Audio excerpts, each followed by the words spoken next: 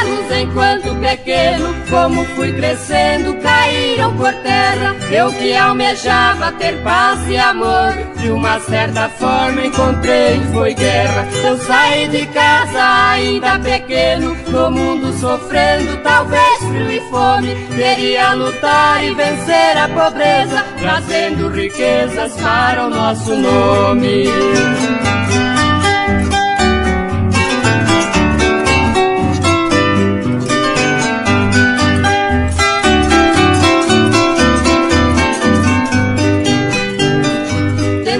Estudar, mas não foi possível, pois o que eu ganhava pra nada servia. Se eu pagasse o livro ou mesmo o colégio, faltava o meu pão 3 ou 4 dias. Foi mais um castelo caído por terra, sempre a pobreza imperava em mim. Meu sonho de um dia ser um homem culto, culpa da pobreza chegava ao fim.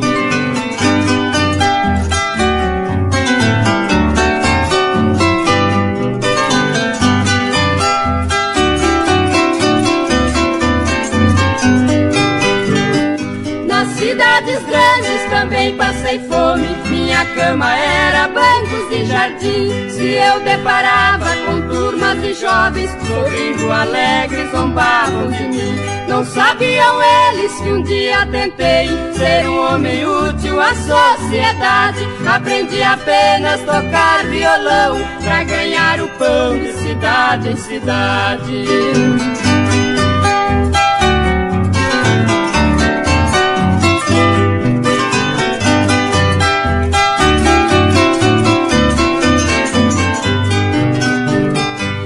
Saber nem como em um festival de uma cidade eu aparecia. Na hora alegre da apuração, a minha canção vencer conseguia. Mudei minha vida da noite para o dia, e graças a Deus não passei mais fome. E esse castelo que surgiu em mim passou a chamar Castelo Sem Nome.